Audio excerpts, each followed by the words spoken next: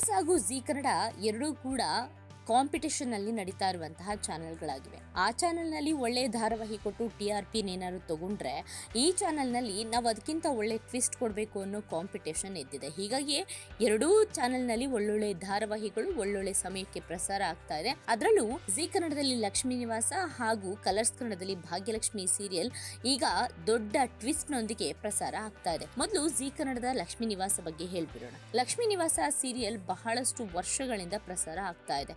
ದಿನೇ ಒಂದೊಂದು ಟ್ವಿಸ್ಟ್ ಗಳನ್ನ ಕೊಡ್ತಾ ಬರ್ತಿದೆ. ಒಳ್ಳೆ ಕಥೆಗಳನ್ನ, ಒಂದೊಳ್ಳೆ ಫ್ಯಾಮಿಲಿ ಕಥೆಯನ್ನ ಈ ಧಾರಾವಾಹಿ ಒಳಗೊಂಡಿದೆ. ಅದರಲ್ಲೂ ಜಾನ್ವಿ ಲೈಫ್ ಸಿಕ್ಕಾಪಟ್ಟೆ ಕ್ಯೂರಿಯಾಸಿಟಿಯನ್ನ ಜನರಿಗೆ ಹುಟ್ಟಿಸಿತ್ತು. ಹೇಗಂದ್ರೆ ಜಯಂತ್ ದೊಡ್ಡ ಸೈಕೋ, ಆದ್ರೂ ಕೂಡ ಕಷ್ಟಪಟ್ಟು ಆ ಸೈಕೋ ಜೊತೆ ಒಂದಷ್ಟು ವರ್ಷಗಳ ಕಾಲ ಜಾನ್ವಿ ಸಂಸಾರವನ್ನು ಕೂಡ ಮಾಡಿದ್ಲು, ಗರ್ಭಿಣಿ ಕೂಡ ಆಗಿದ್ಲು. ಆದ್ರೆ ಜಯಂತನ ಸೈಕೋ ಬಿಹೇವಿಯರ್ಗೆ ಆ ಮಗು ಕೂಡ ಅಬಾರ್ಟ್ ಆಯ್ತು. ಅದಾದ್ಮೇಲೆ ಜಯಂತ್ ನಿಂದ ಬದುಕೋಕಾಗಲ್ಲ, ಜಯಂತ್ ಜೊತೆ ಬಾಳೋದಕ್ಕೆ ಆಗಲ್ಲ ಅಂತ ಜಾನ್ವಿ ತನ್ನ ಪ್ರಾಣವನ್ನ ಕಳೆದುಕೊಳ್ಳೋದಕ್ಕೆ ರೆಡಿ ಆದ್ಲು. ಸಮುದ್ರಕ್ಕೆ ಕೂಡ ಹಾರಿದ್ಲು. ಆದ್ರೆ ದೇವರ ದಯೆ ಜಾನ್ವಿ ಬದುಕಿದ್ಲು. ಆದ್ರೆ ಆ ಜಾನು ಬದುಕಿರೋ ವಿಚಾರ ಜಯಂತ್ಗೆ ಗೊತ್ತಾಗ್ಲಿಲ್ಲ. ತನ್ನ ಮಾವನ ಮನೆಯಲ್ಲಿ ಹೇಗೋ ಬದುಕಿ ಜೀವನವನ್ನ ಉಳಿಸ್ಕೊಡ್ಲು. ಈಗ ತಂದೆ ತಾಯಿ ಜೊತೆಗೆ ಸೇರಿದಾಳೆ. ತಂದೆ ತಾಯಿಗೆ ಯಾವ ವಿಚಾರವೂ ಗೊತ್ತಿಲ್ಲ. ಜಯಂತ್ ಜೊತೆ ಸಂಸಾರ ಮಾಡೋದಕ್ಕೆ, ಅಂದ್ರೆ ಜಯಂತ್ ಹಾಗೂ ಜಾನುನ ಒಂದು ಮಾಡೋದಕ್ಕೆ ಎಲ್ಲಾ ತಯಾರಿಯನ್ನ ಮಾಡ್ಕೊಂಡಿದ್ದಾರೆ. ಈಗ ಟ್ವಿಸ್ಟ್ ಏನಂತ ಅಂದ್ರೆ ಜಾನು ನಿಜವಾಗ್ಲೂ ಜಯಂತ್ ಜೊತೆ ಹೋಗ್ತಾಳ?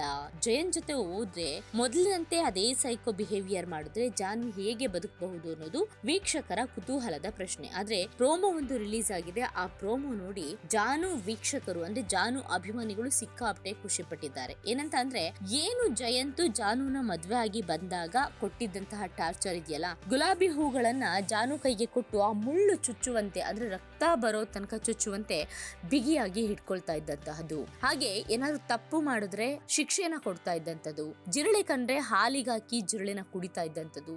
ಈ ಎಲ್ಲಾ ಸೈಕೋ ವಿಚಾರಗಳು ಈಗ ರಿಪೀಟ್ ಆಗ್ತಾ ಇದೆ. ಜಾನು ಜಯಂತ್ ಪ್ಲೇಸ್ ಅಲ್ಲಿ ನಿಂತ್ಕೊಂಡು ಜಯಂತ್ಗೆ ಆ ಎಲ್ಲಾ ಶಿಕ್ಷೆಗಳನ್ನ ಕೊಡ್ತಾ ಇದ್ದಾಳೆ. ಇದು ಲಕ್ಷ್ಮೀ ನಿವಾಸದ ಟ್ವಿಸ್ಟ್. ಆದ್ರೆ ಭಾಗ್ಯಲಕ್ಷ್ಮಿ ಸೀರಿಯಲ್ ನಲ್ಲಿ ಮತ್ತೊಂದು ದೊಡ್ಡ ಟ್ವಿಸ್ಟ್ ಇದೆ. ಅದು ಭಾಗ್ಯಳ ಮದ್ವೆ. ಭಾಗ್ಯ ಆದಿ ಒಂದಾದ್ರೆ ಬಹಳ ಖುಷಿ ಪಡ್ತಾ ಇದ್ರು ವೀಕ್ಷಕರು. ಯಾಕಂದ್ರೆ ಆದಿ ಭಾಗ್ಯ ಇಬ್ರು ಲವ್ ಮಾಡ್ತಾ ಇದ್ರು. ತಾಂಡವ್ ಪ್ರತಿದಿನ ಕೂಡ ಭಾಗ್ಯಳನ್ನ ಬೈತಾ ಇದ್ದಿದ್ದು ಎಮ್ಮೆ, ಏನಕ್ಕೂ ಪ್ರಯೋಜನ ಇಲ್ಲ, ನಾಲಾಯಕ್, ಈ ತರ ಪದಗಳನ್ನ ಬೈತಾ ಇದ್ದ. ಆದ್ರೆ ಗಟ್ಟಿಯಾಗಿ ನಿಂತು ತಾನು ನೀನಿಲ್ದೆ ಬದುಕಬಲ್ಲೆ ಅಂತ ತಾಂಡವ್ನ ಬಿಟ್ಟು ಹೊರಗೆ ಬಂದಂತ ಭಾಗ್ಯಗೆ ಹೊಸ ಜೀವನ ಕಂಡಿದ್ದು ಆದಿ ಜೊತೆಗೆ. ಆದಿ ಮೇಲೆ ಲವ್ ಆಗಿದೆ. ಇನ್ನೇನು ಮದ್ವೆ ಆಗ್ಬೇಕು ಅನ್ನೋ ಸಮಯದಲ್ಲಿ ತಾಂಡವ್ ಕಡೆ ಯಾರ್ಯಾರು ಮನೆಯಲ್ಲಿ ಸಪೋರ್ಟ್ ಇದ್ದಾರೆ ಅವರೆಲ್ಲ ಸೇರ್ಕೊಂಡು ಆದಿ ಭಾಗ್ಯನ ದೂರ ಮಾಡೋದಕ್ಕೆ ಪ್ರಯತ್ನ ಪಟ್ರು. ಆದ್ರೆ ಈಗ ಭಾಗ್ಯ ದೊಡ್ಡ ಟ್ವಿಸ್ಟ್ ಕೊಡೋದಕ್ಕೆ ರೆಡಿ ಆಗಿದ್ದಾಳೆ. ಆದಿ ಕೂಡ ಹೇಳಿದ್ದ ನೀನು ಮತ್ತೆ ತಾಂಡವ್ನ ಮದ್ವೆ ಆಗು ಅಂತ. ಅದಕ್ಕೆ ಒಪ್ಪಿದಂತ ಭಾಗ್ಯ ತಾಂಡವ್ನ ನಾಟಕನ ಬಯಲು ಮಾಡೋದಕ್ಕೆ ಹೊರಟಿದ್ದಾಳೆ. ಶ್ರೇಷ್ಠ ತಾಂಡವ್ ನಾಟಕ ಆಡ್ತಾ ಇದ್ದಾರೆ ಅನ್ನೋದು ಭಾಗ್ಯಳ ಗಮನಕ್ಕೂ ಬಂದಿದೆ. ಈಗ ಹಸೆ ಮಣೆ ಮೇಲೆ ಕೂತಿದ್ದಾಳೆ. ತಾಂಡವ್ನ ಮದ್ವೆ ಆಗ್ತಾಳ ಅಥವಾ ತಾಂಡವ್ಗೆ ಹೇಗೆ ಬುದ್ಧಿ ಕಲಿಸ್ತಾಳೆ ಅನ್ನೋದೇ ಕುತೂಹಲಕಾರಿ ವಿಚಾರವಾಗಿದೆ. ಯಾಕಂತಂದ್ರೆ ತಾಂಡವ್ ತಂದು ಕೊಟ್ಟಂತ ಬಳೆ ಕೂಡ ಹಾಕಿಲ್ಲ. ತಾಂಡವ್ ಹಣೆಗೆ ಕುಂಕುಮ ಇಡೋದಕ್ಕೆ ಹೋದಾಗ ಕೂಡ ಅದನ್ನ ರಿಜೆಕ್ಟ್ ಮಾಡಿದಾಳೆ. ಇನ್ನು ತಾಳಿ ಕಟ್ಟಬೇಕಾದ್ರೆ ಏನು ಟ್ವಿಸ್ಟ್ ಸಿಗುತ್ತೆ ಅನ್ನೋದೇ ಕುತೂಹಲಕಾರಿಯಾದಂತಹ ಪ್ರಶ್ನೆ ಆಗಿದೆ. ಜೊತೆಗೆ ಮತ್ತೊಂದು ವಿಶೇಷ ಅಂತಂದ್ರೆ ಕಟ್ಟೋದಕ್ಕೆ ಅಂತ ತಾಂಡವ್ ತಂದಿದ್ದಂತಹ ತಾಳಿ ಅಲ್ಲಿ ಇಲ್ವೇ ಇಲ್ಲ. ಬೇರೆ ತಾಳಿಯನ್ನ ಅಲ್ಲಿ ಪೂಜೆಗೆ ಇಡಲಾಗಿದೆ. ಹೀಗಾಗಿ ಒಂದಷ್ಟು ಘಟನೆಗಳು ಸಾಕಷ್ಟು ಕುತೂಹಲವನ್ನ ಹುಟ್ಟು ಹಾಕಿದೆ. ನೋಡೋಣ ಭಾಗ್ಯಲಕ್ಷ್ಮಿ ಸೀರಿಯಲ್ ಯಾವ ತರ ಟ್ವಿಸ್ಟ್ ಪಡೆದುಕೊಳ್ಳುತ್ತೆ, ಹಾಗೆ ಜಯಂತ್ ಸೈಕೋ ವಿಚಾರ ಹೇಗೆ ಬದಲಾಯಿಸ್ತಾಳೆ ಜಾನು ಅನ್ನೋದನ್ನ ನೋಡ್ಬೇಕಾಗಿದೆ.